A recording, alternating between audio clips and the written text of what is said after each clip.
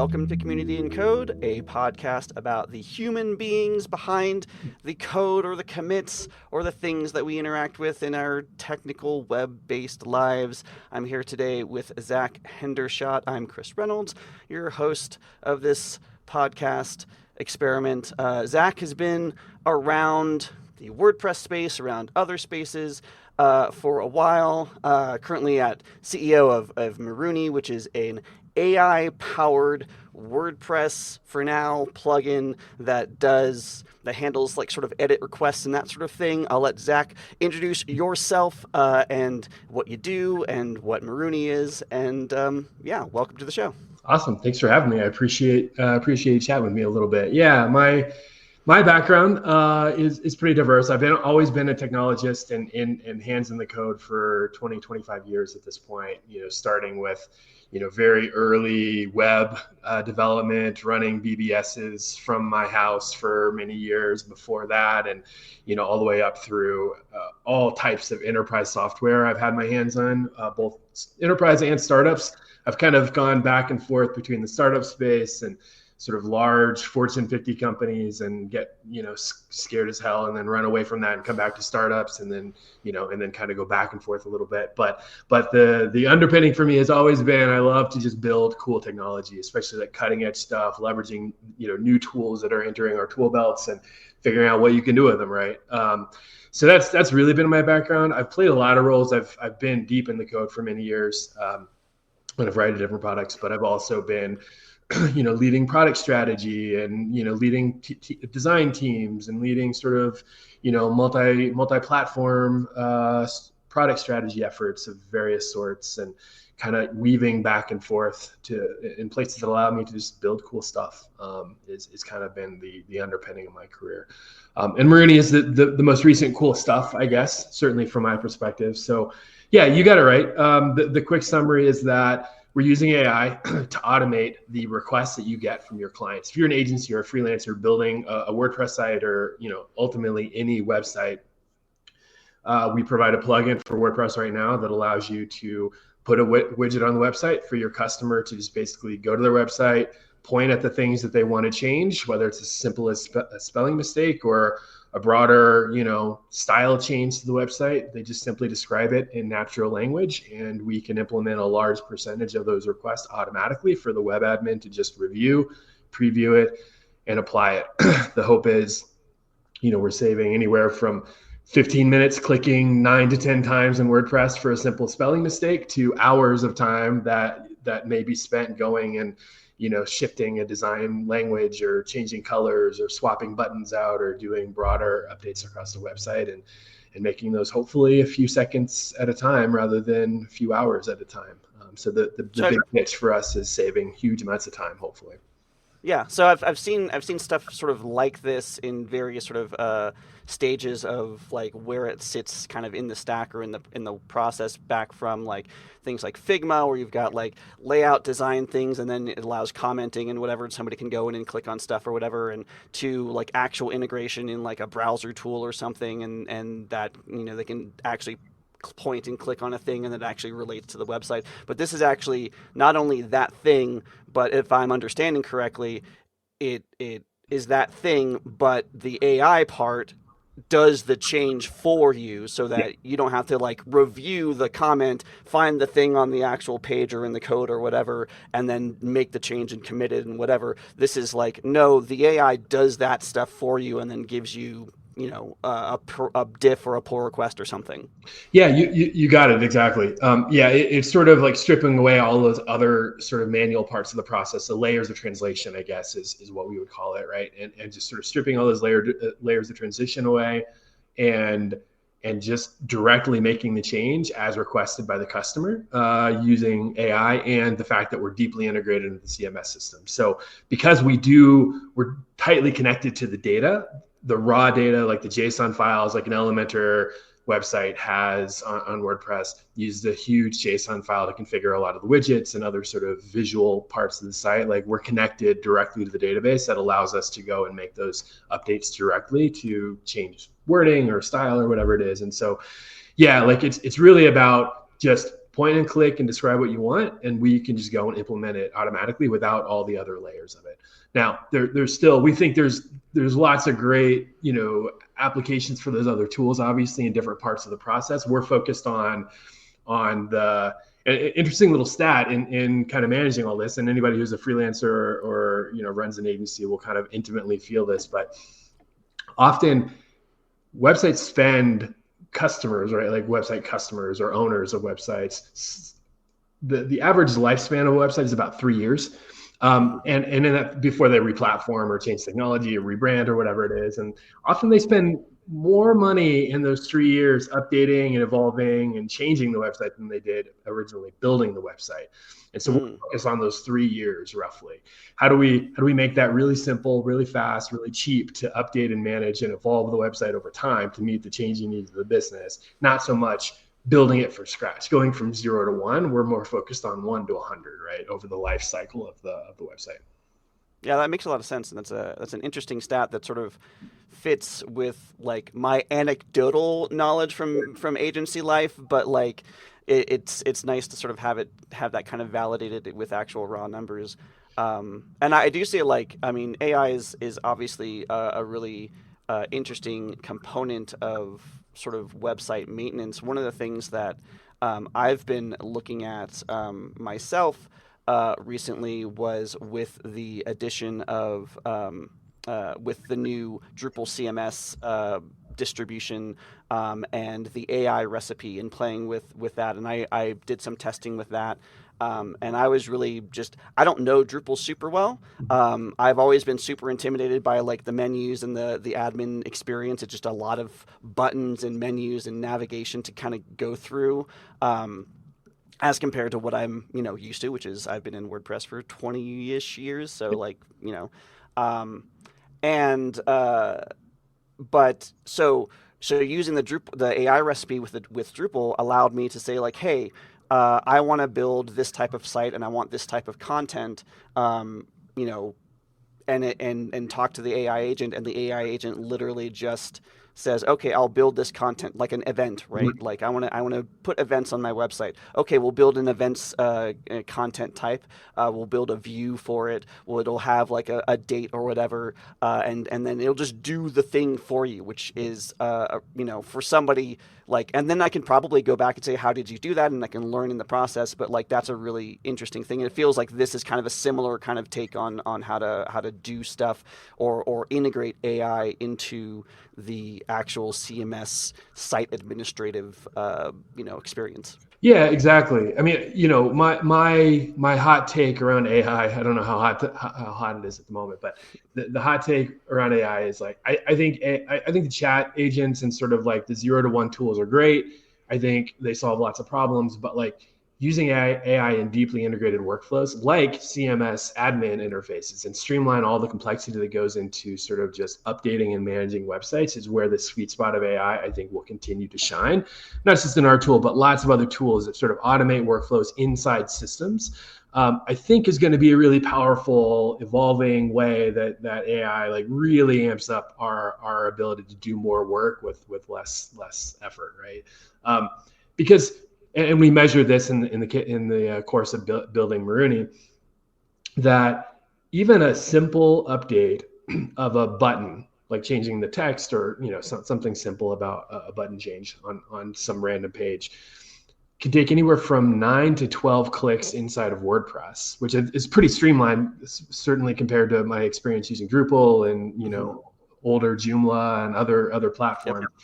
That are just complicated, and they have to be complicated in a lot of ways because there's a lot of features and functionalities. But in WordPress, 9 to 10 to 12 clicks to just find a button and make an update, a simple update on a button, right? And so like all of that is relatively low complexity, low value add work that the web admin has to do each time they need to make an update. Like AI can solve that for you. Like that's a uniquely good, easy to solve problem. And it's not necessarily, removing the human or replacing a human. It's just making the human faster, better, and more efficient and more effective, right? And I think that is, going to be the defining feature of AI is the places where it makes the human in any capacity. Right now it's a web admin, but the human just better, faster, more effective, and more efficient. I think if it does that, and it does that well with high accuracy, like, then it's going to be a win for you, or whatever your workflow is. So that's what we're focused on. So let's rewind back a little bit, and I want to hear about like what drew you to building a tool on AI. What interested you about AI besides, I mean, maybe it just it's the next big thing, or it's the next cool thing, or everybody's talking about it, but or is there something, some potential, or what things did you start to catch on to that said, I want to actually use this and see what we can actually build on top of it? Yeah, that's a great question. I've always been interested and excited about the broader topic of sort of machine learning. I did some formal education in machine learning in my college days, many years ago. I'm not going to disclose how many years. That's private sensitive information. Um, but I did lots of learning and lots of exploration, and I've always been intrigued by the potential and the possibility, especially in the technology space, right? Because I'm used to building the same algorithm over and over and over again over the last 20, 25 years, right? Or the same set of code, or implementing authentication roughly the same way 40 times in my career. And I knew there was a better way, or should be a better way. And, over the last few years, as some of these tools and some of this, theoretical knowledge has started to turn into practical tools, I've been just very closely watching like what's possible, and what's possible, or what's about to be possible, and what's possible today.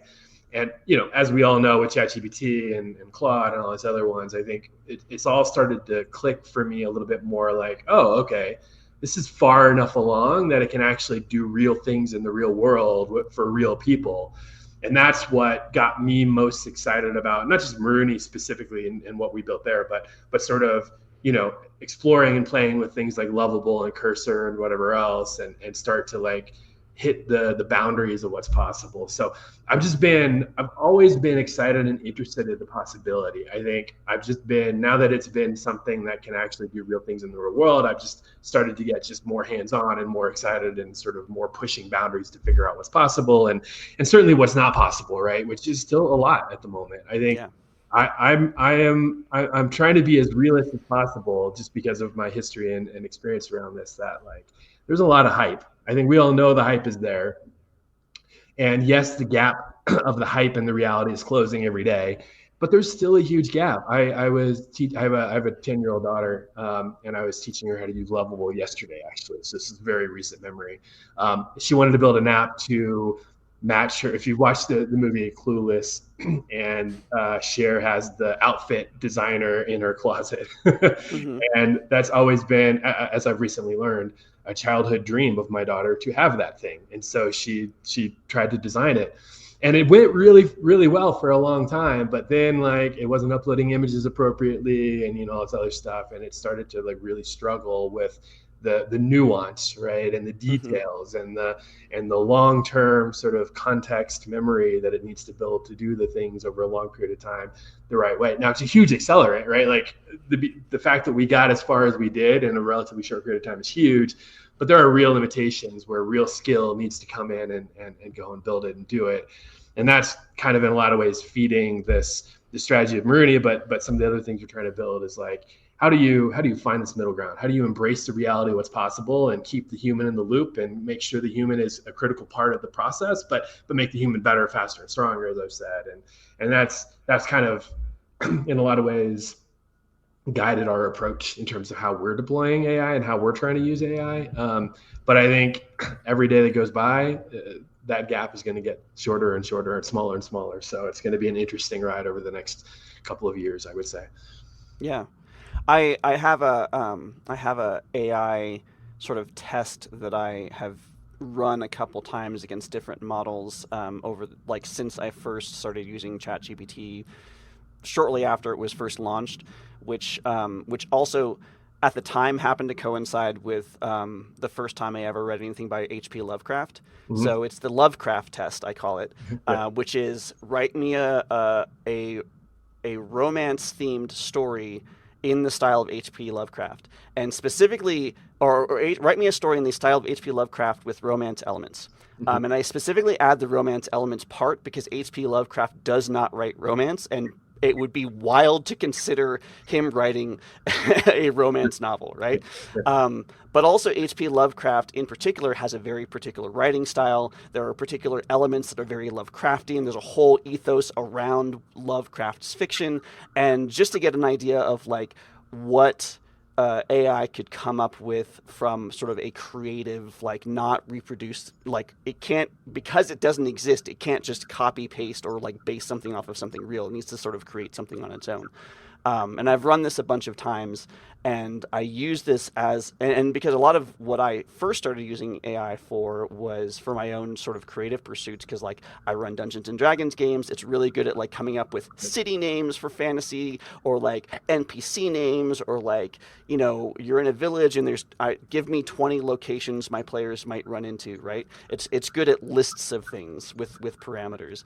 Yep. But I also like testing, like, where does it start to fall down? Like, what are the things where, okay, this doesn't really work, or this doesn't sound good, or whatever. The interesting thing that I found with the Lovecraft test is increasingly, like, I also run the test against like a scoring for like a grammar and structure and that sort of thing, versus actual Lovecraft's writing and where he scores in terms of reading level and whatever. And increasingly, the reading level has gotten closer to the original, but the content and like style and the actual prose, it's okay, but it's not. It always lacks something, right? It's not a thing that I would go out and want to read. Where do you find, or how do you sort of like keep a handle on like where AI or large language models start to fall down? So this is a really hot topic for us right now. So I love that you brought this up. So testing and measuring the quality of our models that we're doing in Murney, but broadly sort of the quality of models to meet a certain purpose, whether it's creating Lovecraftian, prose, or whether it's, writing code or whatever it is something I deep dived, went pretty deep the last few weeks on. And we actually created an internal system to measure, to run prompts and to measure the response we get, and measure them both qualitatively and quantitatively. And by that, I mean quantitatively in code, and even in your example, which I think is super interesting, you can measure in some quantifiable way, like whether it did write something that has key traits that define, a Lovecraft novel or whatever. Mm-hmm. In code, you can also measure whether the code compiles or whether the code runs, and, different, quantitative parameters of it. But I think where things get really interesting, and I think there's going to be lots of improvement and advancement of the state of the art, is around the qualitative, right? Like, these are not deterministic systems, right? These are not like put in A, B, and C and get D out. This is put A, B, and C and put something that looks like D or something that looks like E out. But D and E are roughly the right response. They just are different approaches to the right response, or the right output that you're looking for. And so the approach that we've been taking from a qualitative perspective is, ultimately we use another LLM model to rate whether it meets the sort of the overall defined parameters that we wanted it to meet, which you could do 100 different ways, right? You could have 100 solutions to to your solution, to your approach, right? You could have 100 different novels that it wrote, or short stories or whatever, that meet your criteria, but do it in a variety of different ways. And I think measuring what is good enough and what doesn't cross the line in terms of good enough is, I think, something that is going to be a really challenging opportunity to go and solve for somebody in the future. You can measure the quantitative things, but the qualitative things are just harder to, like, where do you draw the line? What's not good enough? Especially in narrative and words, right? But in code, there are 100 different approaches. I was just reading a LinkedIn post the other day about what was it? It was a big set of system prompts to feed into your LLM to write good Angular code, and it was a bunch of stuff about, like, prefer to use built-in components versus creating your own components, all these different sort of nudges in the right direction to write clean Angular code.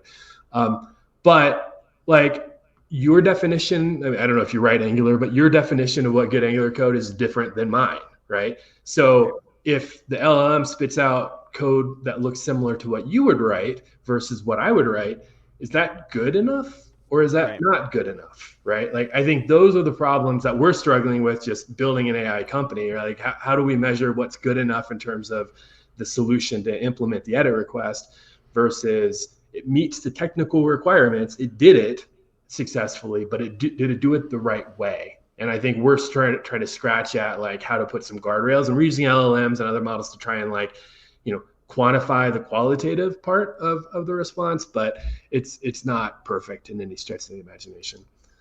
I recently saw a post that was talking about a study that Apple did on artificial intelligence, specifically like models that exist out in the wild now, and everybody is talking about and all the big AI companies are like racing towards AGI, like a generalized intelligence, where like the idea that like the AI can actually sort of autonomously do things on its own. And Apple was like, yeah, in the tests that we ran, the study that we ran, we're actually a lot farther from that than OpenAI and Anthropic actually want you to know, because really what we found is by and large the AI is just doing pattern recognition, and when you ask it a complex enough question that goes outside of the scope of what it has a base of understanding of that already exists out in the wild, that it performs universally worse at those tasks because it doesn't have that frame of reference. So it's not able to sort of create, it doesn't have a creation thing, which means it's even farther away from the idea of AGI than, Sam Altman would like us to believe. And really what it's doing is just regurgitating stuff that it found on Stack Overflow or whatever. And what if the things that it found in Stack Overflow is just not good? What Right. if there are poor approaches or inefficient code or have security vulnerabilities, right? Like, and we see that all the time in the responses we get from the LLM models that we use, right? Like, we still have to go and baby it in some ways. We have to correct it and coerce it and push it. And yeah, I think that's the big.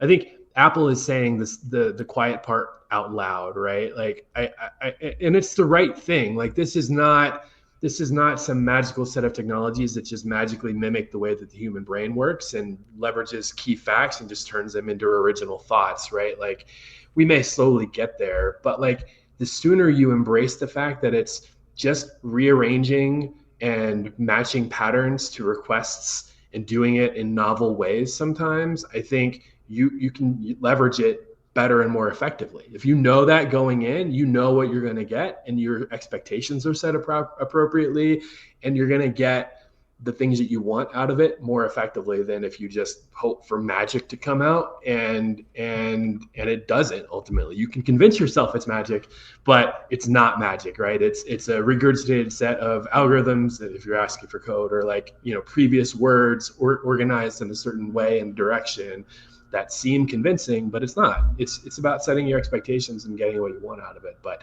I think there's, I don't want to use the word bubble, but I think there is at least some amount of a bubble coming, right? In the sense of like, we're starting to really understand what the real limitations are and what's really possible. And there's going to be a chasm that's going to form between what we think was possible a year ago and what actually is, actually possible. And the tools are going to reset around it, like Builder AI, bankruptcy and stuff around like, no, you can't actually just magically get a fully production app. Like, you had to fill in a lot of human gaps to Right. make it seem that way. There's going to be a lot of those emerging. It's going to be an interesting time to watch as the reality and the expectations start to kind of, hit their heads face on. A thing that comes up a lot when I'm thinking about sort of how AI kind of exists and is used today, and how companies are starting to maybe approach integrating it into their, even employee base. Um, a couple different ideas pop up. I saw another thing recently that was talking about the idea that AI legitimately like makes you dumber because you stop Yeah. like your brain just stops firing on those cylinders, right? Like if you use AI for things to assist you in writing or even like myself in coding, then you stop practicing those things, and as you stop practicing those things, then you don't learn new things, and that alongside the idea of companies that are maybe not hiring as many junior engineers because AI can do a lot of that stuff. Like I see a danger of the idea is the same sort of thing with like the Y2K and like COBOL developers, right? Like where the people with the experience have aged out of the system, and we didn't hire enough junior developers to learn that system. So there's really nobody who knows how anything works anymore. And if like companies are choosing to use AI engineering instead of hiring junior engineers and letting their senior engineers review the code of the AI, that's fine for now. But at some point, those senior engineers are going to retire, right? And then we'll have this same sort of this situation where that we are in with COBOL developers. We have all this framework and infrastructure built on COBOL, but there aren't any COBOL developers anymore. I mean, it's a great time to become a COBOL developer, I think. Yeah, and play that out a little further, right? Like, what if all the code that needs to train the LLMs on how to write code is all AI generated code? Right. Like, then at some point, like we enter this sort of narrow deep dive into a singularity of uselessness, right? Because it's just like training itself on its own, regurgitated previous code. And so like who's innovating, who's creating new algorithms and new ways of solving the authentication problem or doing it more, faster and more efficiently. I think that's the real, I think you're hitting on the real risk in the next 5 years, maybe. I don't know, where if nobody is firing with those cylinders, as you said, then who is coming up with unique approaches to solve problems with technology?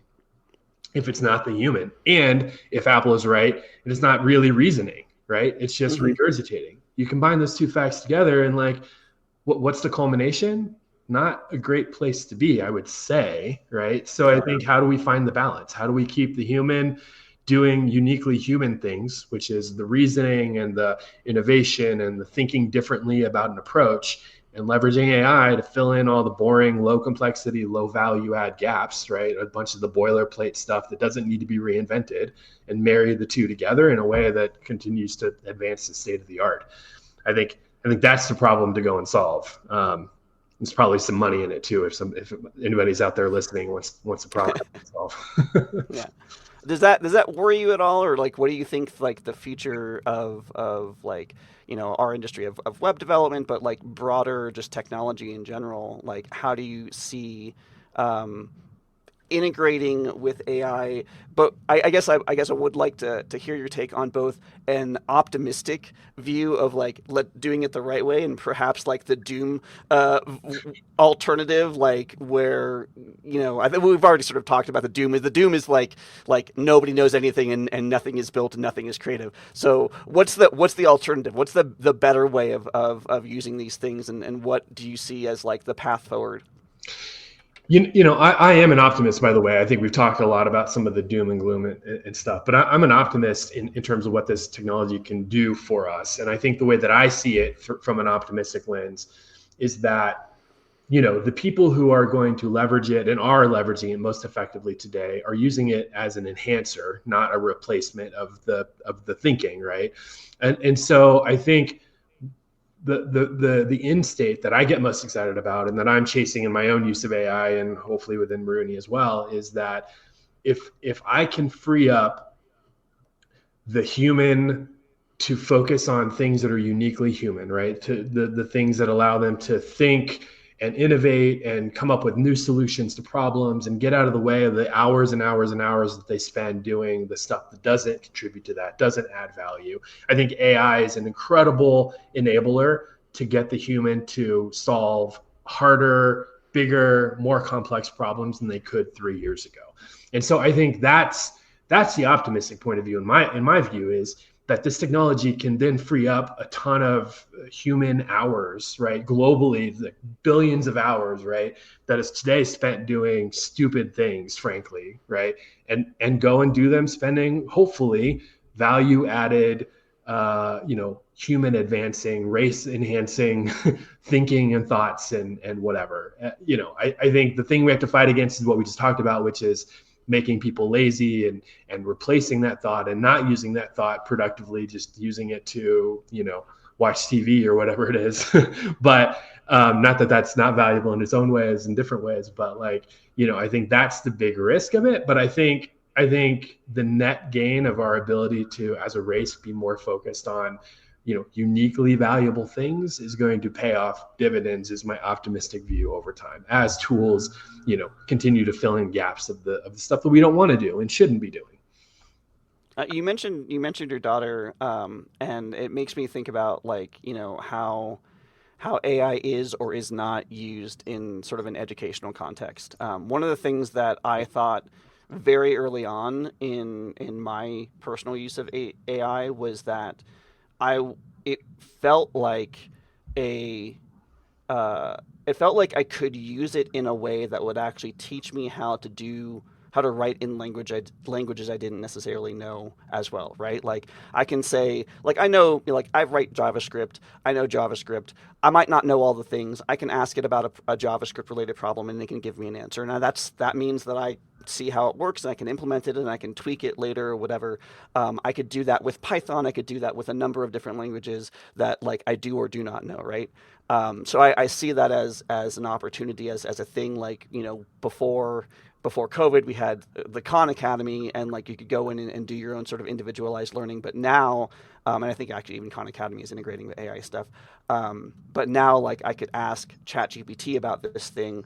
The flip side is it's a lot of teachers and a lot of classrooms and a lot of schools see risk in integrating ChatGPT and AI in education because it's a crutch, and like learning to balance that. How do you see, like, how using using AI to build this tool for your daughter, like how do you see the role of educators, the role of parents in like teaching sort of good I don't know, AI like habits or ethics to like in the same way that like we need computer literacy? What is like the sort of layer of like AI literacy that you feel like we should be communicating to kids?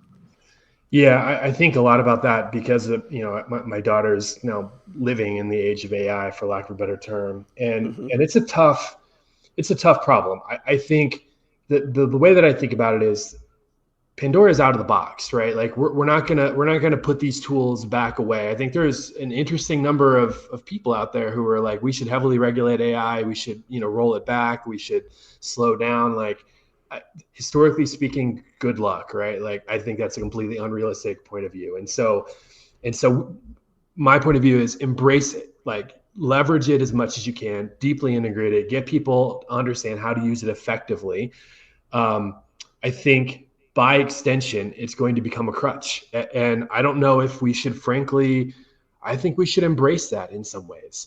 I think we have embraced, and I hate to like go back to the Industrial Revolution and sort of draw analogies because there are some analogies, but I think it's different in a lot of ways. But like the Industrial Revolution, like we lost huge amounts of knowledge in the world around how to do many of those manual efforts that many of the machines automated and replaced. Do we care today that nobody knows how to do those things?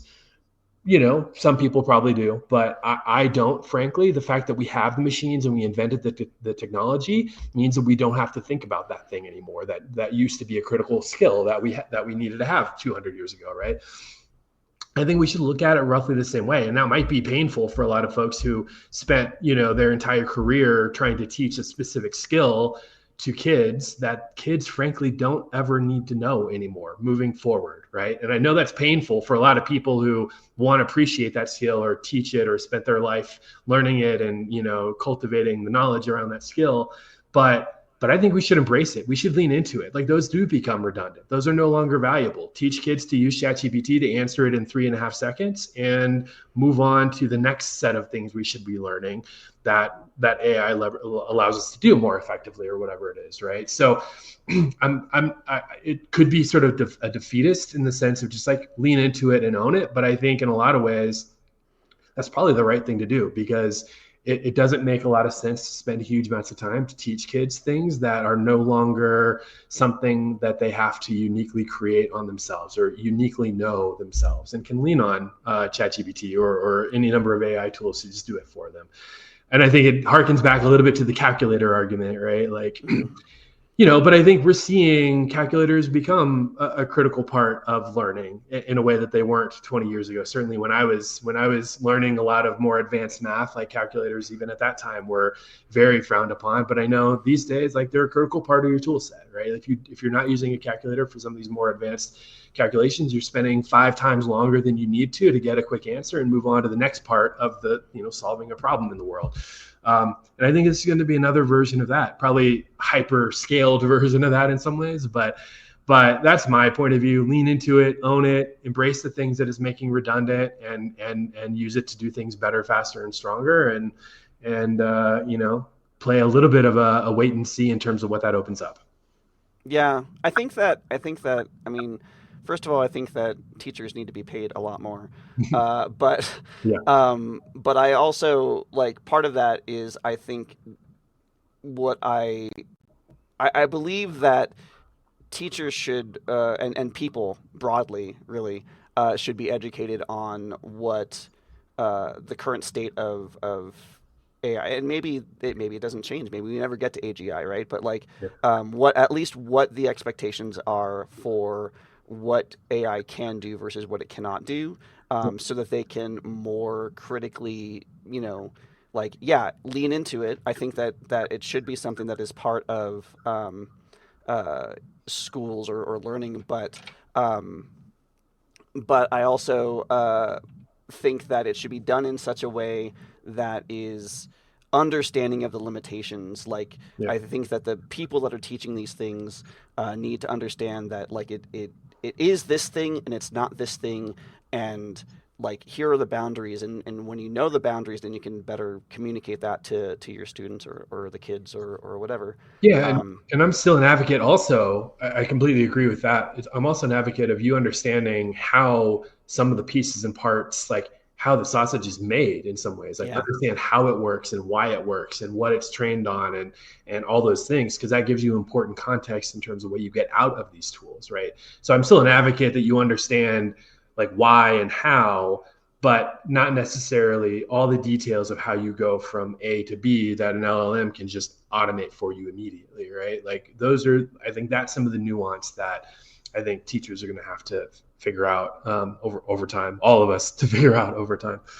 Right, because what I've seen in a couple articles recently has been like people who maybe don't necessarily have that context go into using ChatGPT or whatever, choose your LLM of choice, with the idea that this is really just a super powered Google search, and while it can sometimes be that, it is not always that. So like there are like legal cases where like the junior lawyers are filing, doing filings whatever with that they used AI to help them with, and it's citing cases that didn't exist and stuff like that because it's just generating stuff and it's doing and it sounds reasonable, but the judge looks at it and does like, let me find more information on this case that you referenced. Oh, that case didn't exist. Oh, it's because you used it. And it's like, the junior lawyer, like, and like this article I was reading is specifically about like how AI is used in like law generally, and it's saying like this, the problem of like being rushed for time and not having good like data for some of these like depositions and whatever, and filings, like it's not new, and it's not like, we didn't have bad stuff before. It's just we have bad stuff now in a different way, and that way is because we're using this tool, and there isn't enough education that it's not just, a really good search engine. It can be a really good search engine, and certainly can be integrated into search engines to make those more robust. But also, it's essentially like playing. It's predictive text. It's the autocorrect on your phone, just extended to like now I can write paragraphs instead of just the next word that I think that you're going to type. Totally. I think it's both ands, right? I think it's one, you get more educated in terms of how to use it effectively and how to vet it and have the education to make sure that, what it's spitting out is reasonable and makes sense and is whatever. But I think it's also, these tools are going to be, I think you're going to see a huge investment over the next couple of years in LLM tools significantly reducing sort of the hallucination as you sort of laid out, right? Like having layers of validation and trust built into the system, because I think that's the biggest challenge I think a lot of people have with using these tools right now is, what can I believe and what do I need to ultimately just do my own research on each time, which doesn't save me a ton of time at the end of the day. Like lawyers specifically is the flagship example, but there's lots of others. So I think as those tools get better and reduce hallucinations and do have some layer of like, verification or trust or whatever that are layered into the responses, I think we'll find a middle ground at some point. But you're right. Right now, it's a landmine in a lot of ways, because you don't know what you're going to get, and you're putting in a huge amount of work to make sure that what you are getting is valuable. I like the approach of I don't know if you've used the deep research tool with ChatGPT or whatever, but it's heavily cited is the bottom line. And I've used it for lots of different sort of like market research and whatever else, but it's heavily cited, and that heavily cited content adds a layer of trust to the process. You can go and read the article and validate that the article, that the fact to pull it out of the article is accurate or whatever. It requires huge amounts of relatively speaking, huge amounts of human effort to go and do that. But I think it's a good balance. You can go and check what it's saying. You don't have to, and you can just copy and paste it and use it in your legal brief or whatever. But at least it gives you the set of tools to build some trust, to make sure that you're using this content responsibly. And you don't have to do it, but it gives you the tools to make it easy to do it. So I think we're seeing more and more of that as we go. Yeah, for sure. And I definitely like I've in my own sort of prompting have, and even in like custom prompts I've kind of gone towards just as a additional note, like please cite sources whenever I'm asking it questions about things that have an answer. Like please just tell me where you got this information, because I don't believe you by default, basically. Switching gears a little bit, going back sort of more into the WordPress space where your plugin currently lives. What do you see? WordPress is kind of in a bit of a, I would almost articulate it as like a transitional phase. There's a lot of like change happening around both the community, maybe the core software itself, governance, that sort of thing. What is your take of about like the state of the project as like broadly, and where do you kind of see WordPress, which currently powers 43% of the internet, like where do you see WordPress going in the next 5 or so years? Yeah, it's an interesting time, as we all know, following along in the WordPress space around this fight between centralization and decentralization, and sort of the core ethos of open source, and what does that mean? And Matt's perspective is different from other people's perspectives on this, and it's a swirling world right now.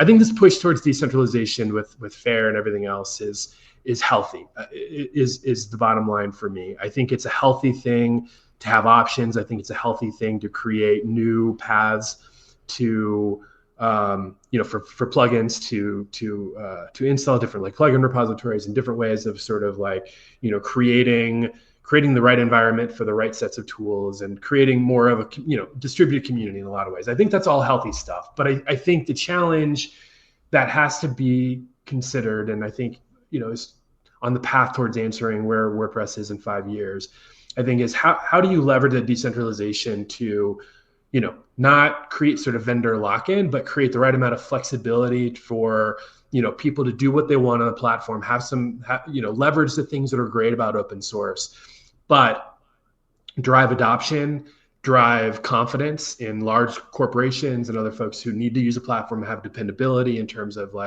security and other things like that. I think that's the biggest risk with things like FAIR is how do you create consistency? How do you create safety and security by being deeply decentralized? I've seen lots of projects in my 25 years building software, especially in the open source space, that sort of start to diminish in terms of use because there's too much variability, too many plugin repositories and too many stores. And Linux distributions are a good example of that for people who have used Linux over many years, right?